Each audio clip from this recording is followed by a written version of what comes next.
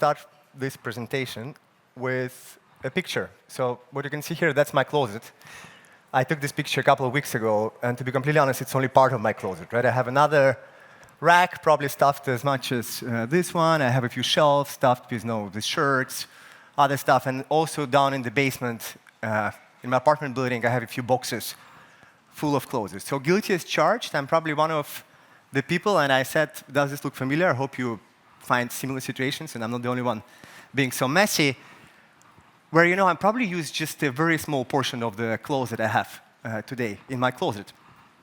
So a lot of stuff is sitting idle, it's very often forgotten, and it doesn't really bring value nor joy to anyone else. So what myself and my team at eBay Ventures, which is the corporate venture capital arm of eBay, are doing, we look into different domains. We look into the innovative marketplace models, we look into commerce enablement solutions, we look into AI, of course. That's a very big topic. And what we are starting to see right now is that there is an emergence of a lot of tools which are addressing the question of inventory being trapped in the closet. Tools which are helping to untrap this inventory and bring it back into circularity, bring it to re-commerce. You may also say to me, Henry, what you're talking about. Saskia was just on stage. She was saying eBay is doing 40% of GMV in the re-commerce. We all know how much is being resold. The market is huge.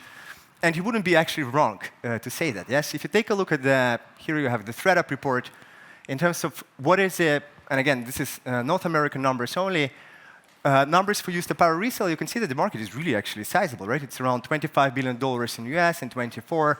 It's been massively outgrowing the overall retail markets by a factor of 4 to 8, 34% growth year on year. So yeah, resale market is huge, it's growing, there is a huge opportunity. And partially it's thanks to the players like eBay that I'm representing, right? There's a lot of companies out there, whether it's a marketplace, there's peer-to-peer models, re-commerce as a service solutions, which are helping drive the growth that you see here on the slide. So eBay, was a pioneer in 1995. It was 30 years ago that we, I would say, established the whole concept of re-commerce. And after that, there were a lot of players emerging all around. Yeah, I think if you count here, you might get to 40, 50 different logos. And I have to honestly admit that you're not seeing all of them. There is a lot of more emerging, probably in the course of the last couple of years, which I'm even missing. There is more of them. There are guys like peer-to-peer marketplaces. Vinted is one of them, might be familiar to you. Kleinanzeigen here in Germany. There are re-commerce as a service solutions. So companies which come to the brands and retailers and say, hey, if you want to get into resale, we're going to help you. We're going to power your re-commerce. We're going to power your website. We're going to do the intake of all the used stuff. Don't worry about this, right? There are companies like Trove, you might know. There's a company called Ninias, which you might also know, which just entered Germany. There is Reflaunt and the others, right? So there is a lot of going on when it comes to powering re-commerce out there. Having said that, we are just scratching the surface. And in fact, I think I would not be exaggerating if I would tell you that less than 10% of apparel inventory today is getting to resale. So there is a 90% plus opportunity of our clothes which actually never, ever get into resale. And this is inventory worth billions of dollars, which is sitting in the households in the US, UK, and Germany. As I told you, it's just sitting idle. You probably have it as well. You forget about this. Maybe you remember in a few years. And the worst case outcome would be that, I don't need it. You throw it in the garbage bin, and it ends in the landfill. That is something that we don't want to do. So Bain & Company, it's a company in the strategic consulting space.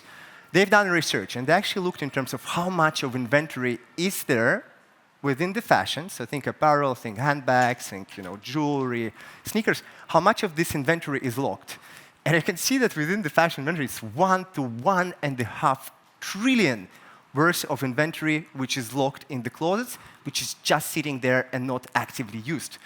Even if you adjust for the stuff like there is a sentimental inventory, right? Maybe you inherited a piece of jewelry from your grandmother, right? You're never going to sell it. Or, there is some inventory that might be such a low ASP, right? It doesn't make sense to sell it, or it's worn inventory, the quality is not there. Even if you adjust for this type of factors, you will actually see that there is 700 billion worth addressable inventory, which is sitting idle, doesn't create any economic opportunity, and as I told you, in the worst case scenario, it actually might end up on the landfill. So yes, the market is huge, as you saw on the previous slide, and it's growing. But look at the numbers in terms of how much is still trapped today in our closets. So the question is, like, what are the hurdles? Like, why are we not able to unlock this inventory? Why cannot we bring all of this cool, valuable stuff into the market for resale? Very valuable question. So let's talk about these hurdles. But before I do that, I'm, not maybe the best thing to talk about some of the competitors, but I do want to show you this slide, right? What I'm trying to tell you is that if you unlock certain friction points, or you solve for certain friction points, certain hurdles, you can actually unlock a completely new market. This is an example of Vinted. It's a very big e-commerce player in Europe. They're one of the biggest players, for example, in France. And you might have read some of the news that appeared in the, I think it was around a quarter ago, which said that Vinted outgrew other apparel resale, or not resale, apparel players in general. So actually, it sells more fashion apparel in France than Shein or H&M or guys like Zara. Unbelievable. So they are really, really growing fast. But what is more impressive for me, beyond the fact that they're bigger than Zara and H&M, is the number that you can see here at the bottom. So when they asked, 81% of the users said that they would have not sold or resold the item if it wouldn't have been for Vinted. So imagine would have been 81% of users whose closet would have been completely locked. It would have never been unlocked. What they have done, they made the process free, easy. So now it's actually free to sell in France. So the point that I'm trying to make, right, that there are certain things that if you address in terms of removing these friction points, you can actually unlock a completely new segment, right? Segment that doesn't participate today in the e-commerce.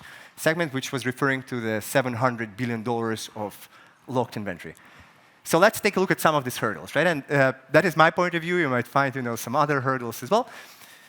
But what could it be? The first thing, it's complex, right? It takes time, right? You have to take a picture of an item. You have to find it. You have to write a description, right? And like sometimes you think, like, do I even want to spend time on that, right? So how can we actually ensure that it takes less time? The one important thing, and again, I'm sure a lot of you on the stage have that, it's a closet blindness. You don't know what you have in your closet. You bought some stuff, you put it in your shelf, like myself, like I showed you on the picture, and you forgot about this, right? You actually don't even know which is, what is the items you have bought, and remember why you even bought them. The third one is lack of incentives, right? People say, okay, yeah, I have this $30 shirt I bought from H&M or from COS. Does it even make sense for me to resell it? I'll get $5, like maybe not. Maybe I should not do that. And the third one related to all of this is a low enjoyment factor, right? Sometimes, if you have a trade-off, should I go out with my friends, for a drink? It's nice weather, or should I spend time home, taking my clothes and taking photos and listing? I think the answer is pretty simple, right? I would rather go with my friends and spend time at home listing and selling stuff, right? So it's not really fun. So what are we seeing, right? Now coming to the point, like, what are the different things that we see, the proliferation of the things that we see on the market? First of all, I'll deep dive into a few of them in a few slides later. We see AI listing tools. These tools, they can recognize item, the brand, they can help you list very quickly, and they are solving for the friction. They make the process significantly more efficient and fast. There is a closet intelligent app, so I'll deep dive into this as well. They solve for the closet blindness that I spoke about before, right? That you actually don't even know what you have, what you should wear. There are also gamified and social and resale platforms, which are emerging, because we see quite a few of them. They make the process fun, right? I mean, it shouldn't be just about taking the photo of a stuff, putting it on the platform. You should actually enjoy the process a little bit as well. And there are guys like a company called Thais. It's an eBay Ventures portfolio company in the Nordics. There are companies like Trashy in the US. They introduce gamification elements, right? You list the items, you get points for selling, you get points for engaging, liking, and then you can redeem these points for some cool perks. The experience looks like Instagram. You can follow people. It's actually become something like of a social platform rather than a boring selling destination. So they are making a lot of strides in the areas of making the whole reselling process fun. And then there are also rental and repair platforms, right? I mean, in some cases, again, an example of the sentimental inventory, you may say, okay, I'm not going to resell it because who knows, maybe this cool style Y2K will come back again into fashion in a few years. Let me keep it. But you can rent it out in between, right? You can actually rent it out and earn some money. And then there are also repair platforms which solve, if the product maybe is not as good for reselling, and you think, okay, if I actually solve for this hole, then I can bring it into circularity. So let's start with the first one, talking about the AI listings. When I joined eBay 9 years ago, it probably took me to list an item. I don't know if there is anyone from eBay still present. Yes, it took me around 9 minutes to list an item, right? And it's a cumbersome process. You take a photo, and then you probably want to improve the photo a little bit. You make it a little bit nicer, right? So it takes time. You have to input all the attributes, brand, color, condition, all the other stuff that they're asking you to contribute about, right? You have to write a description. I bought it, blah, blah, blah, in the good condition. You have to pick the shipping option. You have 20 shipping options, and hey, I don't even know what to pick. So the process took 10 minutes to list an item, and there was quite a few friction. What is happening today? eBay introduced magical listings. In some markets, it's more advanced, and in the others, where actually you snap a photo of an item, and it recognizes what this item is. It pre-populates and asks you just to confirm. Is it the bag from this brand? Is it this color? Is it this pattern? It recommends you the price as well, so you don't have to research what other sellers are selling the product at. It actually would recommend you, say, usually it will be sold within this range. It will actually also do for you the generating of the description. So using the AI, it will write a nice description for you. And it will give you just a few shipping options, maybe even one, which fits you the most. So now it takes a minute versus taking 10 minutes. But what's important is not just that it takes less time. In fact, what it also results in, it improves conversion. So it actually improves the sell-through of our sellers, right? So they're selling at a significantly higher sell-through rate than before. It also improves the price realization. You can actually sell it for a slightly higher price because now the listing looks really fantastic. And most importantly for me, it actually increases the NPS, which is a Net Promoter Score, or the, what shows the satisfaction of buyers and sellers. They're much more happy to engage with such listings. Again, eBay is not the only one, right? There are other companies probably that have a little bit less data that they can base the solution on, but they are emerging as well. Here are a few third-party apps that you can see. There is a company called Hero Stuff, also AI listing solution. They also integrate voice, so you can actually say, that's about blah, blah, blah, blah, blah, and it populates everything in addition to image recognition. There's a Claire AI solution. It's from a company called Reback that is focusing on luxury handbags. And then there are guys like Shopfront, which go even a step further. They use AI to create the listing, but they will also help you cross-list on multiple platforms. So you created a listing, press a button, and it might go, I'm making it up, to Vinted, Depop, Kleinanzeigen, all at the same time, right? So they're actually solving for even a better solution. So yeah, there's a lot of things happening in the AI, and I want to say that now there is really no excuse to say it takes a lot of time. Really, it takes a minute. So please, if you are not reselling, try these solutions. So that's about the AI listing. So imagine the future that you have. And now, this is kind of, I don't think it's a future that's very far away, to be completely honest. Imagine the future where you open an app, and in your app, you have all the ideas, all the catalog of all the clothing that you have, all of the items that you own are being digitalized. So imagine everything is there.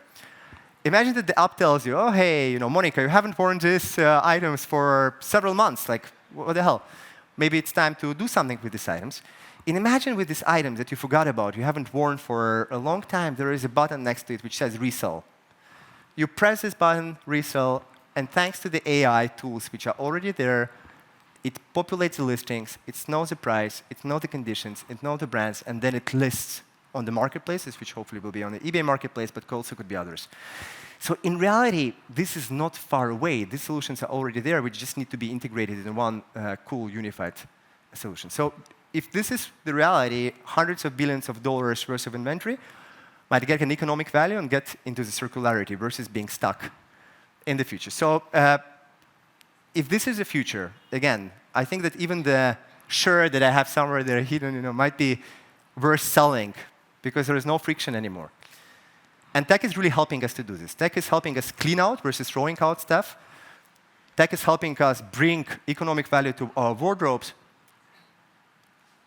Tech is basically helping us unlock this trapped inventory today and to ensure that every garment, that you can also see this on big picture, will have the second life. Thank you very much. I hope you enjoyed the presentation.